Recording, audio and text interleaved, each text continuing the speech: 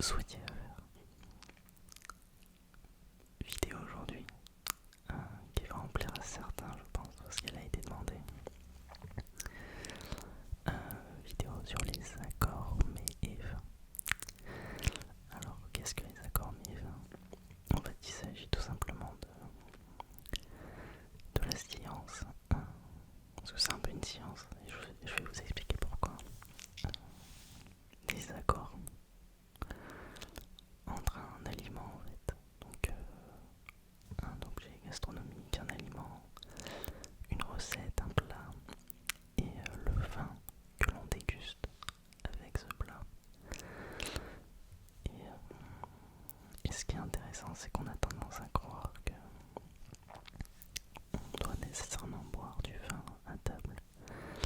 Mais je vais vous montrer qu'il y a différentes manières de déguster certains plats et qu'il y a d'autres boissons qui peuvent être tout aussi intéressantes, voire plus intéressantes dans certains contextes de dégustation. Donc pour cette vidéo, j'ai ressorti mes cours d'accords Méive que j'ai effectué cette année, enfin l'année dernière du coup. Parce que j'ai eu des cours en fait de sommellerie, donc la sommellerie c'était plutôt introductif, mais j'ai eu des cours d'accords Méive, ouais, qui étaient très très intéressants, et en fait on a tout un tas de fausses croyances sur certains accords qui sont complètement erronés en fait, et tout simplement parce que les accords Méive c'est avant tout de la chimie. La chimie, car ce sont des molécules qui, au contact d'autres molécules, vont former un accord en fait gustatif qui va déclencher une réaction chimique dans votre bouche, donc sur vos papilles gustatives, sur votre palais, pour tout un tas de raisons en fait. Ça peut être avec le goût, la texture, la sensation en bouche, donc beaucoup d'aspects en fait qui entrent en jeu dans les accords Méive. Et c'est de ça dont je vous parle aujourd'hui, donc ça va être un vrai et faux, pour que vous puissiez un peu participer, que ce soit un petit peu interactif et pédagogique. J'adore faire ça. Et n'hésitez pas à me dire si ça vous plaît, en tout cas ce genre de concept. Pour les nouveaux venus, je vous recommande de vous abonner à la chaîne. Si vous aimez ma chaîne YouTube, si vous aimez cette vidéo, je l'ai jamais dit jusqu'à présent, mais n'hésitez pas à vous abonner, c'est avec grand plaisir que je vous accueille ici et que l'on vous accueille ici, parce que c'est aussi une communauté, n'est-ce pas? Et je serais ravi de faire d'autres vidéos sur des sujets similaires comme celui-ci. Donc là j'ai mes notes qui sont juste à côté, c'est normal des fois que vous me voyez checker mes notes, parce que je ne peux pas, malheureusement pas avoir tous les petits détails par cœur de ce que je vais vous dire. Et donc on est parti, si ça vous va.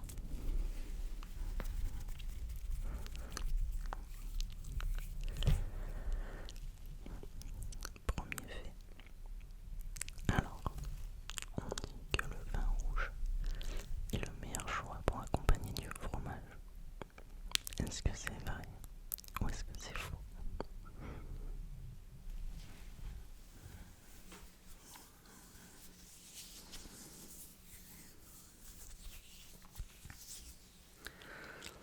Imaginez-vous un bon vin rouge avec du fromage. Est-ce que c'est vrai ou est-ce que c'est faux?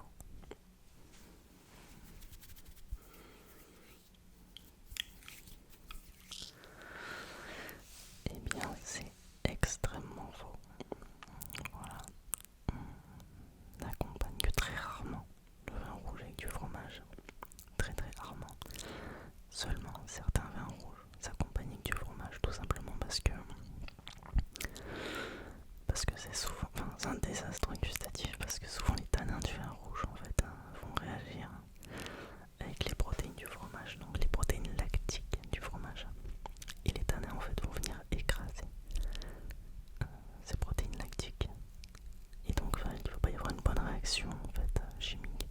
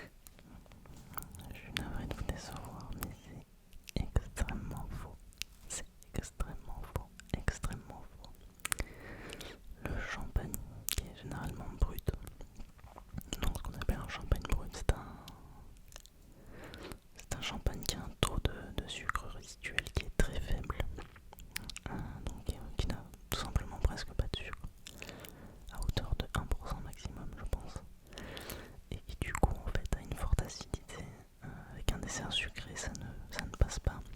Le sucre ne s'accorde pas très bien avec la forte acidité. Et en fait, ça accentue l'acidité et le sucre. Donc ça rend en fait le vin assez agressif. Et donc on perd un peu toute la complexité aromatique du champagne que le champagne peut apporter parce que l'acidité va prendre le dessus. Donc c'est mieux de choisir un vin blanc doux avec un dessert. Et moi ce que je préfère, c'est qu'en généralement un dessert, je l'accorde avec une liqueur. Je vous conseille notamment une liqueur de cassis. Quand vous prenez une glace, vous pouvez également prendre certains armagnacs ou cognacs qui sont exceptionnels pour être associés avec certains desserts. L'alcool fort se marie très bien avec les desserts et le sucre. Ça va justement apporter cet équilibre qu'on recherche. Et souvent des alcools qui ont également du sucre en fait, une sucrosité pour éviter pas trop acide, pour éviter justement que l'acidité soit trop présente et qu'on perde en fait voilà, tous les fluides, toute la complexité aromatique. Donc le champagne, c'est en apéritif, messieurs dames. Quand vous avez un champagne, prenez-le en apéritif, faites péter le champagne en apéritif.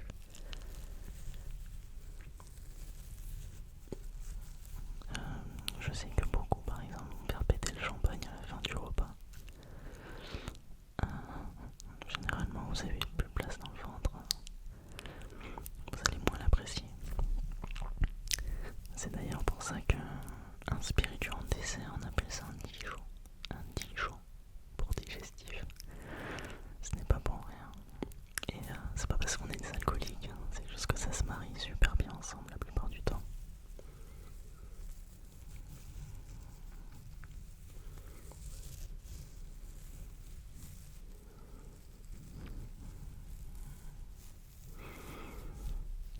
Troisième fait, un vin rouge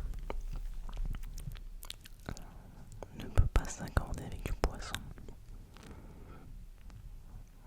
Alors, elle est un peu compliquée cette question parce qu'elle est partiellement fausse. En fait, la plupart du temps, les tanins sur un rouge vont littéralement détruire en fait le gras du poisson et les protéines du poisson qui sont des protéines qui sont assez fragiles. Parce que selon les protéines, vous allez avoir plus ou moins de fragilité dans ce qu'on appelle la polymérisation. Polymérisation qui est le process en fait chimique où certaines molécules vont s'accrocher entre elles. Donc les tanins du vin rouge réagissent mal avec l'iode du poisson qui va créer une sensation métallique désagréable en bouche. Néanmoins, il y a certains vins rouges qui sont légers et peu tanniques, comme un pinot noir. Ça peut être un pinot noir d'Alsace ou un gamay du Beaujolais qui sont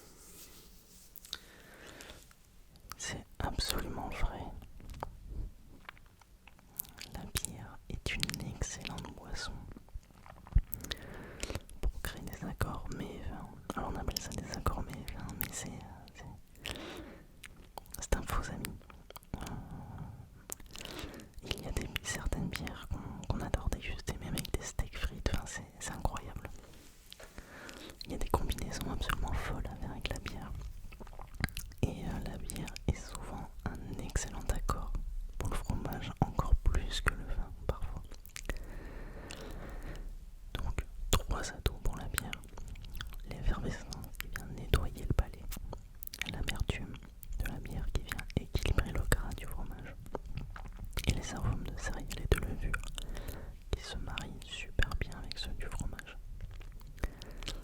Exemple, une bière ambrée avec un comté. C'est divin, il faut essayer. C'est très rarement essayé, pourtant c'est exceptionnel. Moi je conseille à tout le monde de faire ça. C'est des accords qui sont surprenants parce qu'on n'a pas l'habitude, c'est pas forcément dans nos mœurs d'utiliser ça, mais vraiment ça peut vous créer des surprises.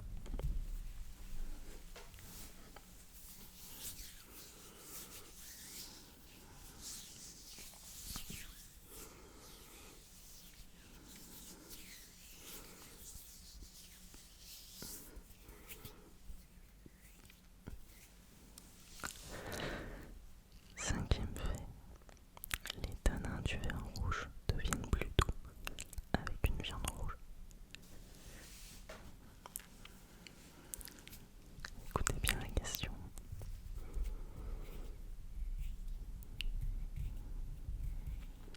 Les tanins du vin rouge deviennent plus doux avec une viande rouge.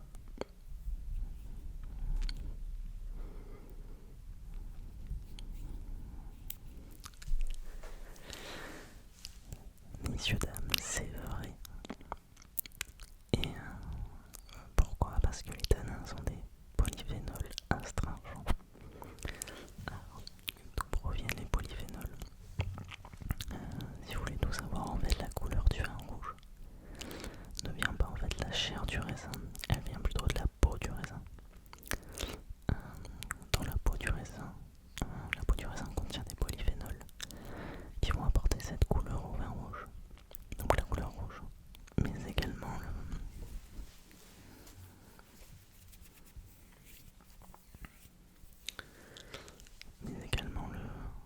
les tanins qui sont présents dans le vin rouge. Et pourquoi le vin blanc n'a pas la couleur du vin rouge et n'a pas de tanins? C'est tout simplement parce qu'on extrait le jus du vin blanc, des raisins plutôt. On extrait le jus des raisins avant la fermentation et avant la macération. Ce qui n'est pas le cas avec les vins rouges parce qu'on met direct les raisins, si vous voulez, dans les cuves. Et donc vous avez le chapeau de marc, donc avec tous les raisins en général au-dessus, avec les peaux de raisin, etc. Mais du coup les tanins sont des polyphénols astringents qui assèchent la bouche. Mais lorsqu'ils rencontrent les protéines de la viande rouge, ils se lient à elles et deviennent beaucoup plus souples et beaucoup plus fondants. Vous voyez un petit peu la sensation, c'est beaucoup plus fondant. C'est pourquoi un vin rouge tannique, comme un Bordeaux, un Madiran, sont beaucoup plus ronds et agréables avec un bon steak. Vous savez pourquoi maintenant? Je trouve ça fascinant perso. Et tout ça c'est de la chimie pure en fait. Mais cette chimie elle est essentielle en fait. Elle est essentielle à connaître pour toute personne qui travaille dans le milieu de la gastronomie. Sixième proposition.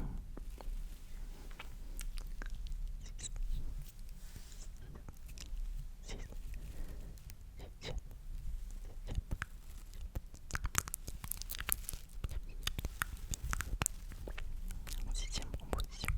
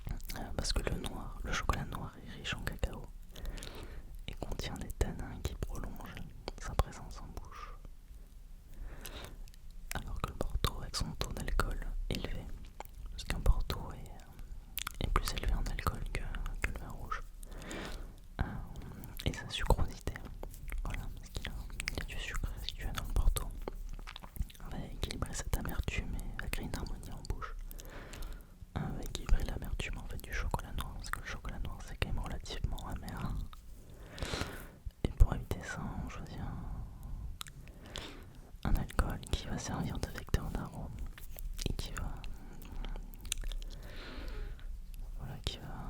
dissiper certains arômes, qui va libérer certaines notes de cacao et de fruits secs du chocolat. C'est très complexe, mais je trouve ça génial.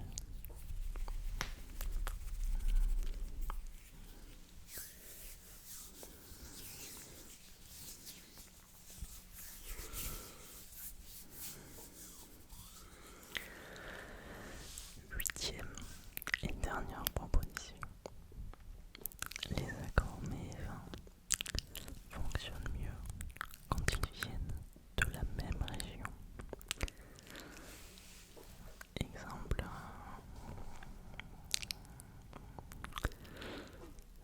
Exemple, un cassoulet avec un Cahors, une raclette avec un vin de Savoie. Est-ce que les accords mais et vin fonctionnent mieux? Fonctionnent mieux, attention, c'est pas fonctionne bien, c'est ce qui fonctionne mieux avec des vins qui proviennent de la même région.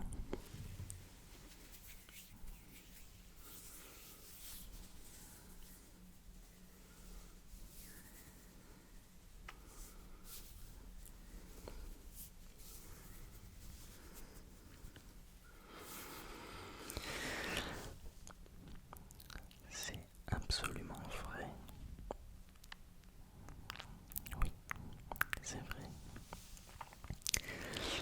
En fait, c'est du bon sens, dans le sens où généralement les mets et les vins, notamment en France, sont des recettes qui sont plus ou moins ancestrales, donc qui ont été transmises de génération en génération. Et c'est pas pour rien qu'elles sont encore aujourd'hui, qu'elles perdurent encore aujourd'hui, parce que c'est que ça marche. Et si ça marche, c'est que c'est bon. Donc c'est souvent que les gens ont trouvé le parfait accord, mais vin en fait, qui ont trouvé le parfait accord avec ce vin-là et cette recette-là. C'est plutôt d'ailleurs d'abord le vin et ensuite le mets, je pense. Je vais pas dire de